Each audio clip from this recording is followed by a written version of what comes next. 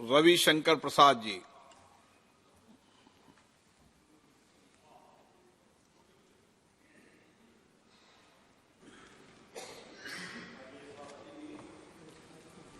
मैं कृतज्ञ हूं कि आपने इस ऐतिहासिक बिल पर अपने विचार रखने का मुझे अवसर दिया है। मैं अपनी सरकार, माननीय प्रधानमंत्री और माननीय गृह मंत्री जी का विशेष रूप से अभिनंदन करना चाहूंगा कि भारत की क्रिमिनल न्याय प्रक्रिया में आज का दिन मील का पत्थर है। जब हम भारतीय न्याय संहिता, भारतीय नागरिक सुरक्षा संहिता और भारतीय साक्ष्य विधेयक पर चर्चा और पारित करने वाले हैं। ये भारतीय न्याय संहिता इंडियन पेनल कोड के स्थान पर आ रही है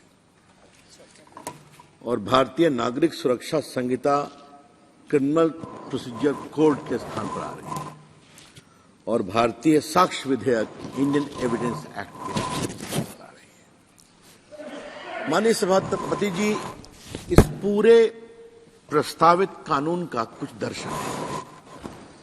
इंडियन पेनल कोड में पेनाल्टी पर एम्फेसिस था, आपको दंडित करना है। भारतीय न्याय संहिता में न्याय पर एम्फेसिस है कि हमें लोगों को न्याय देना है। ये बहुत बड़ी सोच का अंतर है जिसे हमें समझना जरूरी है। दूसरी बात, जो नागरिक सुरक्षा संहिता है उसमें क्या था कि कोड ऑफ क्रिमिनल प्रोसीजर एक प्रोसीजर प्रस्तावित करता था कैसे लोगों को पेनाल्टी देना है, अपील करना है।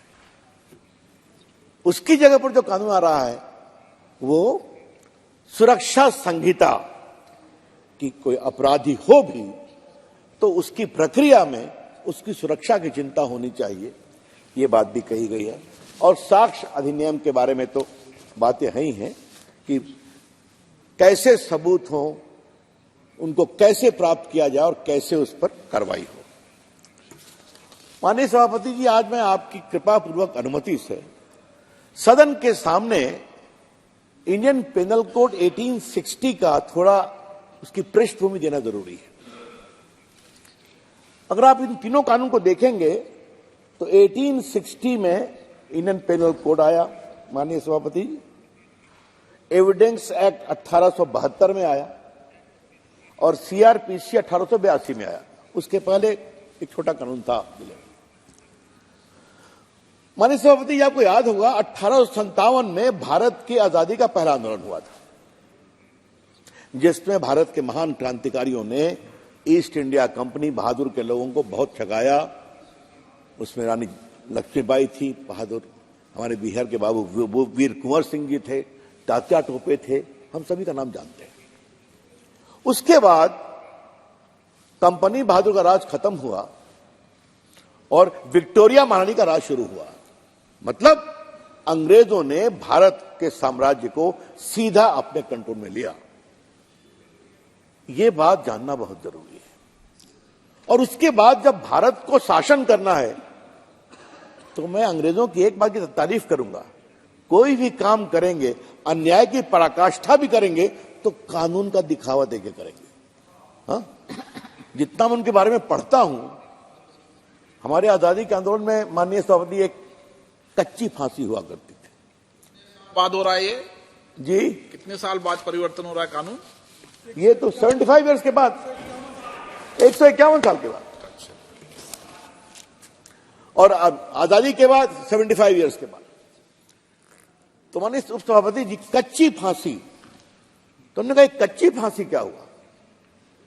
तो मालूम है कोई कैप्टन स्कॉट घूम रहे हैं और कोई क्रांतिकारी को पकड़ा और पेड़ पर लटका दिया, I captain Scott in exercise of power so and so hereby give you capital punishment, टांग दो।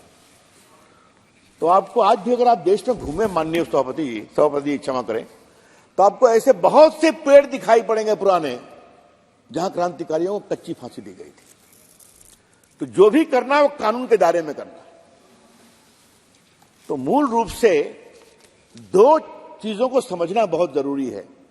कानून बनाना है दंड के लिए, दंड देना है, एक कानून की प्रक्रिया तो सीआरपीसी ले आए, और फिर उसके लिए एविडेंस चाहिए तो एविडेंस एक्ट ले आए। और दूसरा एक बहुत महत्वपूर्ण पहलू है जो मैं इस सदन के सामने बड़ी विनम्रता से रखना चाहूंगा, माननीय सभापति जी, उनको हिंदुस्तान पे राज करना था तो ऐसे हिंदुस्तानी भी चाहिए जिनका चेहरा हिंदुस्तानी था लेकिन दिमाग अंग्रेज था और दिल में अंग्रेजों के लिए सम्मान था। Their skin may be Indian, but their mind must be British. तो उसके लिए यूनिवर्सिटी खोलनी थी, पढ़ाई करना था।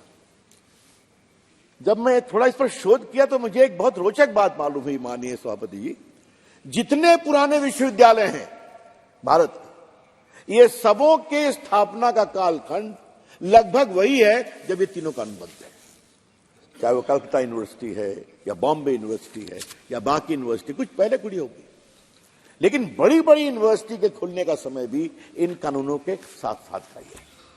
इसकी पृष्ठभूमि समझनी बहुत जरूरी है। जो मैंने आरंभ में कहा, यह न्याय संहिता है, पेनल कोड नहीं है। यह इसका दर्शन है जिसको समझना बहुत जरूरी है।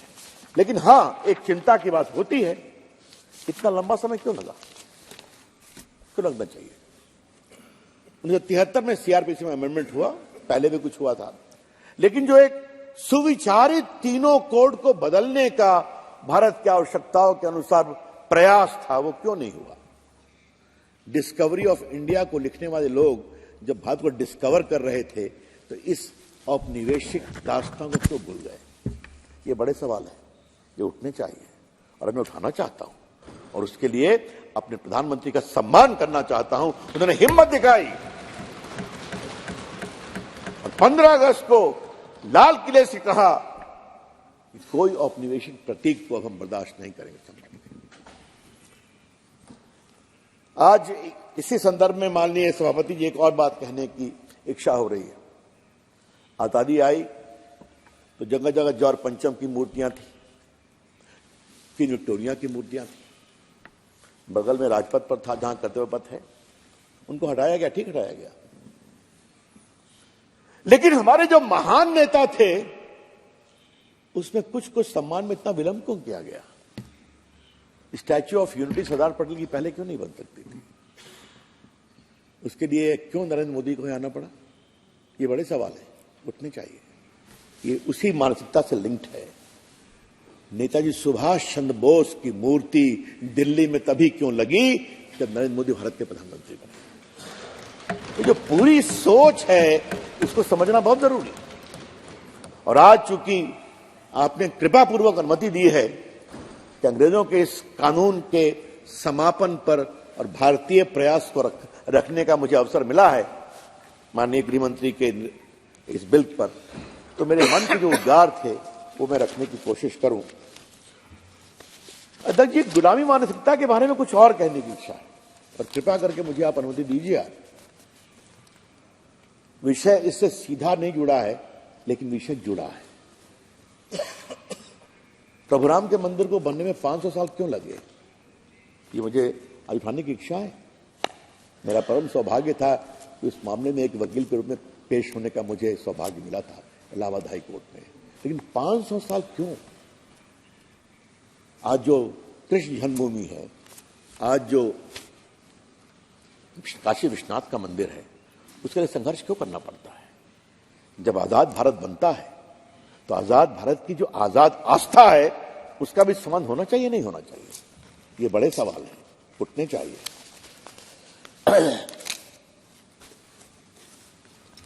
आज मैं इस सदन को बताना चाहूंगा, पहले भी चर्चा हुई है कि 1500 अंग्रेजों के समय के कानून, जो पुराने कानून थे, अनुपयोगी थे, उनको समाप्त कर दिया गया है। लेकिन हां, ये जो तीनों पेनल न्याय संहिता है, क्षमा करेंगे पुरानी आदत जाती है, जाते जाते समय लगेगा, न्याय संहिता और बाकी संहिताएं हैं, इसमें एक बहुत बड़ी बात है कि पहले भी कई कमीशन आए थे, जैसे मालिमत कमीशन था, जैसे वर्मा कमीशन था, प्रोफेसर माधव मेनन कमीशन था। लेकिन ये पहला कानून में बदलाव है जिसमें इतना सघन संवाद हुआ है, और मैं इसके लिए माननीय गृह मंत्री जी आपका विशेष रूप से अभिनंदन करूंगा कि मैंने किसी कानून में इतना वाइड लेवल ऑफ कंसल्टेशन नहीं देखा है।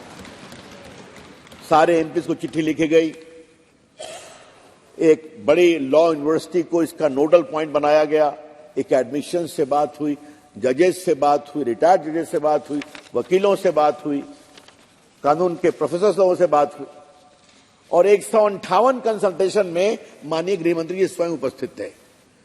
तो ये कंसल्टेशन कितने वाइडर लेवल का होता है, ये इस बात से बहुत ही स्पष्ट है कि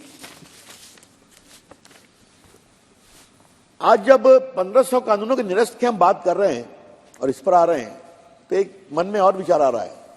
माननीय सभापति जी, अध्यक्ष जी, क्षमा करें कोई बात नहीं, होता है। माननीय अध्यक्ष जी, मैं ये कह रहा था, क्षमा आपसे क्षमा चाहता हूं, मैं 2-3 बार सभापति जी बोला, बहुत विनम्रता क्षमा चाहता हूं। ये जो हमारे बहुत से ब्रिटिश इंसिग्निया थे भारत की नौसेना में वगैरह में, इसका बदलाव भी कब हुआ? माननीय प्रधानमंत्री के आह्वान पर ही हुआ ना, कि महाराज शिवाजी की जो नौसेना थी उसका जो सिंबल था उसको आज भारतीय नौसेना का प्रतीक बनाया गया है। ये कितनी बड़ी बात है, ये पहले क्यों नहीं हो सकता? अध्यक्ष जी, तीनों विधेयक की कुछ प्रमुख बातें मैं यहां रखना चाहता हूं, फिर मैं इसके अदर कुछ पॉइंटेड तथ्यों पे आऊंगा। पुराने पेनल कोड में 511 प्रावधान थे, सेक्शंस थे, नए में 356 होंगे। 175 सेक्शन बिल्कुल बदल दिए गए हैं, 8 नए जोड़े गए हैं, 22 सेक्शन को निरस्त किया गया है। और भारतीय साक्ष्य विधेयक में 167 की जगह 170 प्रावधान होंगे, 23 प्रावधान बदल दिए गए हैं। और भारतीय सुरक्षा संहिता के सीआरपीसी में जो उसमें 533 प्रावधान होंगे, जिसमें 160 को बदल दिया गया है। 9 नए सेक्शन जोड़े गए हैं और 9 प्रावधानों को बदला गया है। ब्रिटानिया संसद के द्वारा पारित इन कानूनों के सारे औपनिवेशिक प्रतीकों को भी समाप्त कर दिया है। Her majesty, her majesty, the council, the house of lords, उनको नमस्ते किया गया है। अब भारतीय संसद सर्वोपरि है, वो इस कानून का सार है, ये मैं कहना चाहता हूं। माननीय सभापति जी, इन कानूनों का सबसे प्रमुख विशिष्ट क्या है मेरे विचार में? ये युग टेक्नोलॉजी का है और टेक्नोलॉजी ताकत है। ये युग सूचना का है, सूचना ताकत है। This is the age of technology, technology is power. This is the age of communication, communication is power. और आज इस पूरे मामले में इस बात का विशेष ध्यान रखा गया है कि टेक्नोलॉजी के माध्यम से हम इसका सदुपयोग करें। तो इसीलिए डॉक्यूमेंट की परिभाषा को बदला गया है। इसमें इलेक्ट्रॉनिक और digital record, email, server log, computer, smartphone, laptop, SMS, website, locational electronic evidence, malls, message on device आदि के उपयोग से कागजी दस्तावेज का पहाड़ और उसका भार कम होगा। दूसरा एक बहुत महत्वपूर्ण बात इसमें क्या है, अभी तक सिर्फ कुछ कामों के लिए आप वीडियो कॉन्फ्रेंसिंग के माध्यम से जेल से कोर्ट में लुढ़कते थे। अब आपका पूरा ट्रायल वीडियो इसके माध्यम से, इलेक्ट्रॉनिक डिवाइस के माध्यम से हो पाएगा, क्रॉस एग्जामिनेशन हो पाएगा, कंप्लेंट का एग्जामिनेशन हो पाएगा। ये बहुत बड़ी बात है। आप देखते हैं उनको जेल से लाना पड़ता है, थाने में, कोर्ट में, और रास्ते में क्या क्या होता है आप सुनते ही रहते हैं। इसलिए बहुत बड़ी सुरक्षा का दबाव भी इसके माध्यम से कम होगा। एफआईआर, केस डायरी, चार्जशीट से जजमेंट तक सभी को डिजिटाइज करने का प्रावधान है। ये एक बहुत बड़ी बात है। और सर्च और सीजन के दौरान वीडियोग्राफी होनी जरूरी है, ताकि लोग ये न कहें कि पुलिस ने ये किया और ये नहीं किया। तो ये पारदर्शिता को स्थापित करता है। ये इस पूरे नए प्रस्तावित अधिनियम का बहुत बड़ा किंग है। बिना वीडियो रिकॉर्डिंग के कोई भी चार्जशीट को वैधानिक नहीं माना जाएगा। उसके बाद फॉरेंसिक साइंस को आगे बढ़ाना जरूरी है। जब इतनी बड़ी संख्या में हम टेक्नोलॉजी को आगे ला रहे हैं, तो मुझे अभिनंदन करना है भारत के प्रधानमंत्री जी का कि उन्होंने गुजरात में नेशनल फॉरेंसिक साइंस यूनिवर्सिटी स्थापित किया है और कुछ ही वर्षों में 33,000 साइंस एक्सपर्ट उपलब्ध होंगे। ये एक नया नौकरी का, एम्पावरमेंट का अवसर मिलने वाला है। अच्छी बात है, होना चाहिए। और मैं तो माननीय गृह मंत्री से बहुत विनम्रता से कहूंगा कि एक बार अपने स्तर से जरूर स्टेट्स की परख होनी चाहिए कि उनके थानों के कितने थाना इंचार्ज लोग डिजिटली ट्रेंड हैं। एक चिंता का सवाल है। जब सबके पास मोबाइल जरूर है, लेकिन उनकी ट्रेनिंग कितनी है, इसके बारे में थोड़ा देखने की जरूरत है। मैंने थोड़ा इसको और दूसरे रूप में देखा है और फॉरेंसिक एक्सपर्ट्स की उपलब्धता के बारे में भी ट्रेनिंग देखने की जरूरत है। अध्यक्ष जी, एक विषय मैं यहां पर उठाना चाहता हूं, इसमें बहुत चर्चा होती है, राइट ऑफ प्राइवेसी। आप हमेशा टेक्नोलॉजी लाएंगे तो प्राइवेसी का क्या होगा? तो ऐसे लोगों को मुझे एक बात कहनी है। सुप्रीम कोर्ट के न्यायालय बहुत ही स्पष्ट हैं, a criminal has no right to privacy, a corrupt person has no right to privacy. वरना तो पुलिस उनको कभी गिरफ्तार कर ही नहीं सकती है। रांची में एक सांसद जी के यहां 350 करोड़ रुपए मिलेंगे तो इनकम टैक्स तो वहां जा ही नहीं सकती है, क्योंकि माई राइट टू प्राइवेसी मेरे घर में घुस रहे हैं। तो इस पर दुनिया का कानून बहुत ही स्पष्ट है। तो कुछ लोग टेक्नोलॉजी के संबंध में बार बार राइट टू प्राइवेसी की बात करते हैं। मेरे ख्याल में थोड़ा उनको कानून पढ़ने की जरूरत है। और पुट्टुस्वामी केस में सुप्रीम कोर्ट ने स्पष्ट कहा है कि this right of privacy which is a fundamental right does not extend to condone corruption, to condone crime. तो ये बात, ये प्रिंसिपल समझना जरूरी है। इसलिए मुझे लगा कि ये विषय रखना चाहिए। माननीय अध्यक्ष जी, इस पूरे अधिनियम की एक और चीज को समझना जरूरी है। चूंकि इंडियन पेनल कोड दंड पर था, इसलिए कई प्रमुख अपराध नीचे थे और अंग्रेजी साम्राज्य को मजबूत करने वाले प्रावधान ऊपर थे। इस पूरी सोच को भारतीय न्याय अधिनियम में बदला गया है। मतलब महिला संबंधित कानून सबसे ऊपर है। इस बात को समझा जाए।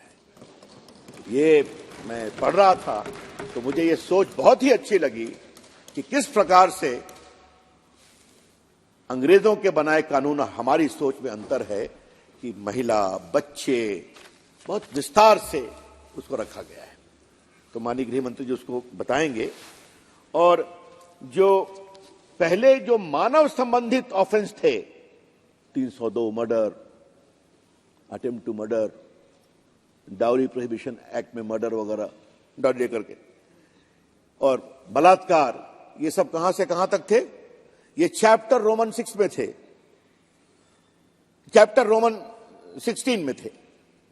और 302 था हत्या का पूरा विश्लेषण और वो अपराध। अब ये सीधा ऊपर आ गया है और काफी जो मैंने भाग महिलाओं, बच्चों के बाद इसको बताया जाता है। अब जो मैंने कहा बलात्कार का प्रावधान वो सब न्याय संहिता के धारा 63 और 64 में है। तो 376 से 63-64 ये सोच का है कि मैं कहना चाहता हूं, it is a question of thinking. एक बात जो और कही गई है और जो दो प्रावधान ने मुझे बहुत प्रभावित किया है, मैं माननीय गृह मंत्री जी का विशेष रूप से अभिनंदन करूंगा। सर, एक होता है समरी ट्रायल, एक होता है वारंट ट्रायल। समरी ट्रायल होता है पुराने कानून में 2 साल या उससे कम की सजा है तो आपका तेज ट्रायल चलेगा। अब सिर्फ एक काम किया माननीय गृह मंत्री जी ने इस बिल में कि समरी ट्रायल के सजा वाले को 2 से 3 साल कर दिया। तो जब 3 साल तक की सजा होगी उसका समरी ट्रायल होगा। तो इसके कारण क्या हुआ? जो एडिशनल डिस्ट्रिक्ट जज के कोर्ट में हजारों हजार केसेस पड़े हुए हैं, वो सीधा चले जाएंगे नीचे कोर्ट में, उनका समरी ट्रायल होगा तो पेंडेंसी खत्म होगी। इसे कहते हैं इनोवेटिव सोच। और एक और मुझे बात बड़ी अच्छी लगी जिसका उल्लेख मैं करना चाहूंगा कि बहस हो गई,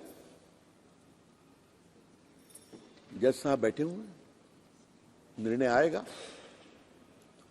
पहले तारीख पर तारीख है, फिर बहस। अब बहस पर माय लॉर्ड का जब मूड होगा तो निर्णय देंगे।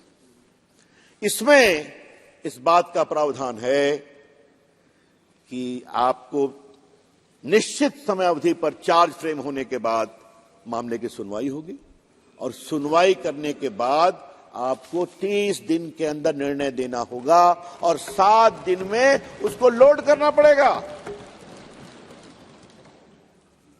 ताकि अगर आपको अपेक्षा है तो आप जयपुर में बटन दबा के देखें, मैं पटना से बटन दबा के देखूं कि निर्णय क्या आया।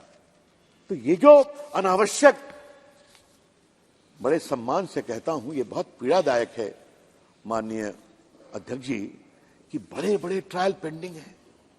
और मैं माननीय गृहमंत्री से बहुत विनम्रता से आग्रह करूंगा कि इसके लिए कुछ करने की आवश्यकता है कि बड़े बड़े हाईकोर्ट में क्रिमिनल अपील 7 साल, 8 साल, 15 साल पेंडिंग है। सिविल भी पेंडिंग, वो भी गलत है। लेकिन और कई बार हम लोग अखबार में सुनते हैं ना, किसी को 20 साल पहले आजीवन कारावास की सजा हुई, उसको रिवर्स कर दिया गया, उसको 10 साल जेल में रह गया। किसी को 20 साल पहले रिहाई किया गया, 22 साल के बाद उसको कन्विक्ट कर दिया गया। तो क्यों होना चाहिए? अगर हम लोकतंत्र हैं तो इसका एक रास्ता निकलना चाहिए। और इस मामले में माननीय गृहमंत्री जरूर इसको कॉग्निजेंस लेंगे, क्योंकि एक समस्या है हमारे लोकतंत्र की कि कोर्ट की सुनवाई कैसे होगी, ये माय लॉर्ड्स का काम है, न्यायपालिका का काम है। उसमें तो हम हस्तक्षेप नहीं कर सकते, हम सलाह दे सकते हैं। तो काम तो उन्हें करना पड़ेगा ना, सुनना पड़ेगा, जजमेंट लिखना पड़ेगा, समय पर लिखना पड़ेगा। तो उसके लिए क्या करना है? और एक बात है, आजकल इंफ्रास्ट्रक्चर को बहुत ही मजबूत किया गया है। आपने देखा होगा, भारत सरकार बहुत पैसे देती है, कोर्ट सिस्टम, टेक्नोलॉजी, स्वयं भारत के मुख्य न्यायाधीश ने उसको बताया है, तो इसको समझना चाहिए। एक बात सभापति जी, अध्यक्ष जी, इसमें एक और बात आई है कि कुछ जो ऐसे नए ऑफेंस पैदा हुए, मोबाइल स्नैचिंग का कोई प्रावधान नहीं था, चेन स्नैचिंग का कोई प्रावधान नहीं था, ये रोज होता है। इस नए प्रस्तावित, इस पर चर्चा कर रहे हैं, इन सबों को अलग से ऑफेंस बनाया गया है। और मैं गृह मंत्री जी का बहुत अभिनंदन करूंगा कि जो चैलेंजेस है इसको आपने सोचा है और इसको अलग से प्रावधान बनाया है। सर, आतंकवाद को लेकर के बहुत चर्चा होती है, इसका कोई डेफिनेशन नहीं है, तो इस कानून में आतंकवाद का डेफिनेशन भी रखा गया है और बहुत विस्तार से रखा गया है। माननीय अध्यक्ष जी, बार बार इस सदन में ह्यूमन राइट्स की चर्चा होती है, बार बार इस सदन में क्या क्या बातें, right to protest, right to freedom of speech expression. मैं उन लोगों को बड़ी विनम्रता से कहना चाहता हूं कि उसी धारा 19 में जहां फ्रीडम ऑफ स्पीच है, उसी में 19(2) भी है, in the interest of the sovereignty and integrity of India, security of India, your freedom of speech can be reasonably restricted. और ये हमने नहीं बनाया है, ये तब से है जब धारा 19 का जन्म हुआ था, यानी जब उनकी सरकार थी। और ये बनाने वाले कौन लोग थे? डॉक्टर अंबेडकर, सरदार पटेल, जवाहरलाल नेहरू, मौलाना आजाद, डॉक्टर राजेंद्र प्रसाद, जो बिल्कुल उस गांधी जी के अनुयायी थे। फिर भी उनको लगा कि भारत की सुरक्षा, भारत की संप्रभुता, ये बहुत आवश्यक है। आज आतंकवाद से खतरा है या नहीं है? आतंकवादी देश को तोड़ने की कोशिश करते हैं या नहीं है? तो इसलिए आतंकवाद को एक अपराध मानने की जरूरत है। और ये वही लोग हैं जो दुर्भाग्यपूर्ण घटना हुई इस सदन में कुछ दिनों पहले, और आपका बहुत अध्यक्ष जी अभिनंदन कि आपने जो पत्र लिखा हम लोग को और विस्तार से बताया, बहुत ही भावुक था। लेकिन कुछ लोग क्या कर रहे हैं, इस सदन में जो घटना हुई उसको प्रत्यक्ष और अप्रत्यक्ष रूप से सपोर्ट करने की कोशिश कर रहे हैं। जो लोग कर रहे हैं, मैं उनसे एक सवाल आज पूछना चाहता हूं, कर्नाटक में समस्या है कि नहीं? केरला में समस्या है कि नहीं? अगर विपक्ष के द्वारा, या बंगाल में है कि नहीं? तो क्या अगर इन विपक्ष के विधानसभाओं में कुछ लोग कूद कर करके आग लगाने की कोशिश करें, पाउडर गिराने की कोशिश करें, तो उनको उचित लगेगा क्या? लोकतंत्र लोकलाज से चलता है, लोकतंत्र नियमों से चलता है, लोकतंत्र संयम से चलता है। तो जो मैं देख रहा हूं उन लोगों की टिप्पणी तो बहुत दुर्भाग्यपूर्ण है, तो मुझे लगा कि उसको रखूं। एक इस पूरे प्रावधान में एक बहुत बड़ा इंपॉर्टेंट पॉइंट है कि अपराधी अपराध करके भाग जाते थे, उनका क्या किया जाए? तो उनके लिए एक शब्द था, माननीय सभापति जी, एब्सकॉन्डर, एब्सकॉन्ड कर गए। पहली बार इन नियमों में, इन कानूनों में इस बात की चिंता की गई है कि आप, उनका क्या कहते थे कि आपका ट्रायल सेपरेट कर दिया और बाकी का ट्रायल होगा। तो बाकी वाले कहते थे कि भाई हम तो कॉन्स्पिरेसी के तो मेन वो हैं, वो लंदन और अफ्रीका में बैठे हैं, दुबई में और अमेरिका में, कनाडा में, तो हमारे ट्रायल कैसे करेंगे? तो लड़क जाया करता था।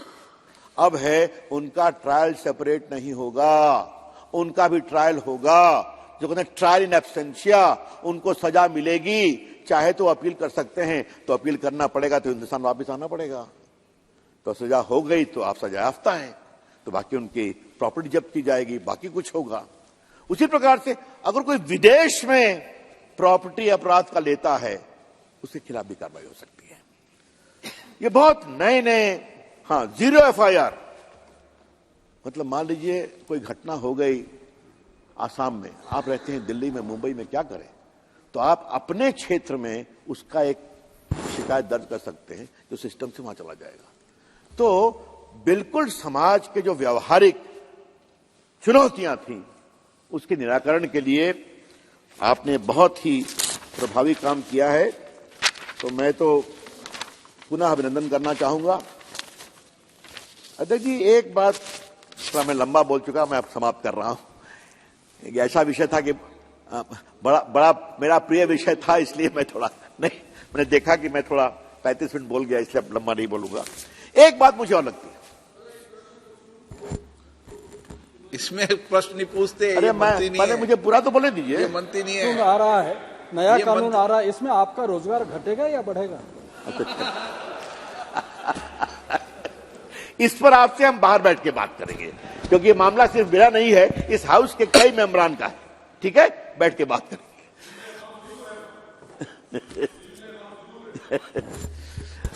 सभापति जी, एक और बात मुझे कहनी थी।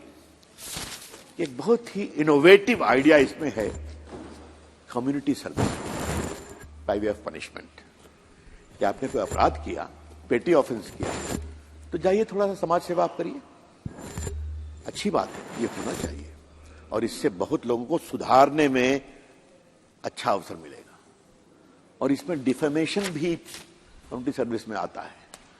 तो उस साइड के कुछ प्रमुख मेंबरान जो हैं, जो बार बार कई बातें कहते हैं, तो शायद वो कम्युनिटी सर्विस करेंगे तो कुछ मानसिक सुधार होगा। मैंने ठीक बोला ना? हाँ। सभापति जी, मैं बहुत समर्थन करता हूं इस बिल का। ये बहुत बड़ी क्रांति हुई है। अभिनंदन माननीय गृहमंत्री जी आपका, माननीय प्रधानमंत्री। प्रणाम। श्री गजानन कीर्तिकार जी।